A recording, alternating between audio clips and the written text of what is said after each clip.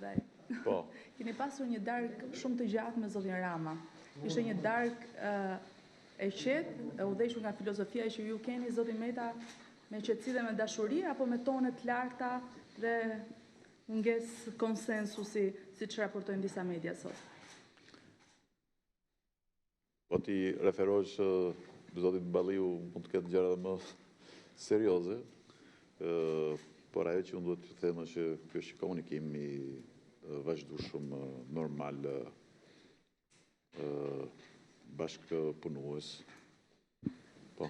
Do të thotë që nuk keni diskutuar fare për kërkesat e opozitës për një qeveri teknike?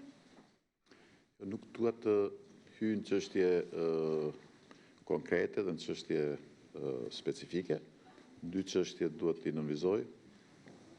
Rëndësinë e vazhdimit të reformës në drejtësi, në mënyrën më kushtetuese, ligjore dhe transparente, dhe kjo është e domosdoshme. Dhe së dyti, rëndësinë e dialogut për të garantuar zgjedhjet më të larta të standardeve europiane në 18 qershor, dhe kjo kërkon një klimë dialogu dhe bashkëpunimi. Dialogu me opozitën? Patjetër që dialogu me opozitën është kyç edhe për integrimin evropian. Po ku do të zhvillohet ky dialog, zoti Meta, sepse opozita është jashtë parlamentit. Tani dhe do të rri, të paktën siç ka thënë, jashtë parlamentit derisa të plotësohet kërkesa e saj për qeveri teknike. Në parlamentin në radhë parë është i opozitës.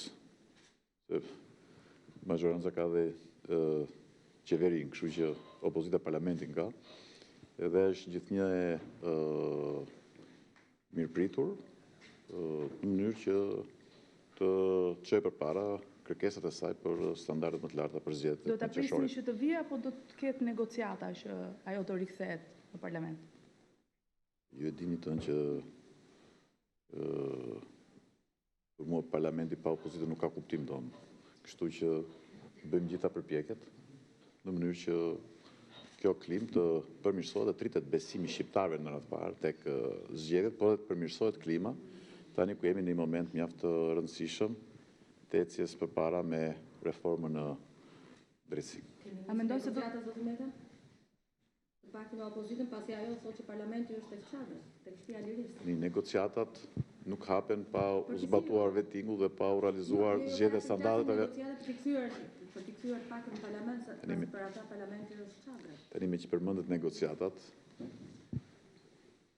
ato nuk hapen pa u zbatuar në mënyrë korrekte ligji vettingut, do thot kushtetuese dhe ligjore, dhe së dyti pa u realizuar dhe zgjedhjet e standardeve më të larta në 18 qershor. Hajde bashkojmë forcat për të ecur në këto dy drejtime në mënyrë që të hapen ato që janë negociatat më të rëndësishme për Shqipërinë dhe për shqiptarët. Si do t'i bëhet me komisionet e vettingut, zoti Meta? Javën tjetër duhet zgjidhen komisionet e vettingut. Opozita nuk vjen dhe patëm nuk mund të ketë ngritje komisioneve. Vendi do të zhvilloj në mënyrën më transparente të gjitha procedurat që i takojnë dhe do të përpiqemi të krijojmë klimën më të mirë konstruktive për të ecur në zbatim kushtetutës dhe të ligjeve që ku vendi ka miratuar për reformën në drejtësi.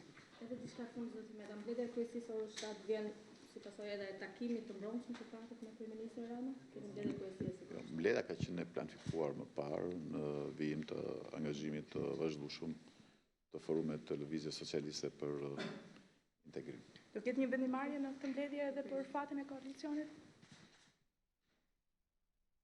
Apo darka e djeshme e ka zyrtarizuar tashmë që ju do të vazhdonit së bashku edhe pas 18 qershorit?